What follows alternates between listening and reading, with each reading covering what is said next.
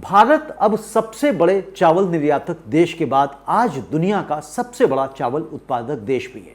2025-26 के सीजन में हमारा चावल उत्पादन रिकॉर्ड स्तर पर पहुंच चुका है। विभिन्न रिपोर्ट्स के अनुसार यह 150 से 152 मिलियन टन के बीच अनुमानित है।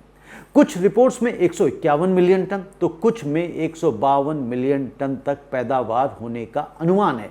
मतलब साफ है कि यह उत्पादन पिछले साल से भी अधिक है और तभी हम दुनिया के सबसे बड़े उत्पादक देश बने हैं। यूएसडीए की रिपोर्ट कहती है कि 152 मिलियन टन है, जबकि एस&पी ग्लोबल कहता है कि ये 151.8 मिलियन टन है। यह उत्पादन इतना ज़्यादा है कि हमने चीन को पीछे छोड़ दिया है। भारत अब वैश्विक चावल उत्पादन का लगभग 28% हिस्सा रखता है। ओवरऑल यदि हम 5 सबसे बड़े राइस प्रोड्यूसिंग कंट्रीज को देखें तो India 151 million ton, China 145 million ton का उत्पादन करता है, बांग्लादेश 36 से 37 मिलियन टन उगाता है, इंडोनेशिया 34 मिलियन टन का उत्पादन करता है और वियतनाम 26 से 27 मिलियन टन चावल का उत्पादन करता है। ये आंकड़ा हमें बताता है कि तीसरे, चौथे और पांचवें नंबर के देशों से हमारा उत्पादन 5 गुना अधिक है। अब हम बात कर रहे हैं स्टॉक की। जनवरी 2026 में एफसीआई के पास चावल का स्टॉक, जिसमें अनमिल्ड पैडी भी शामिल है, 63 मिलियन टन से ऊपर पहुंच गया है। कुछ रिपोर्ट्स में 63.06 मिलियन टन बताया गया है। यह बफर स्टॉक की जरूरत से कई गुना ज़्यादा है।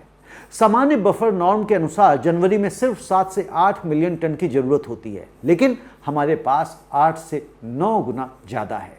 यह सरप्लस सिर्फ कागज पर नहीं है, यह वास्तविक अनाज के गोदामों में भरा पड़ा है।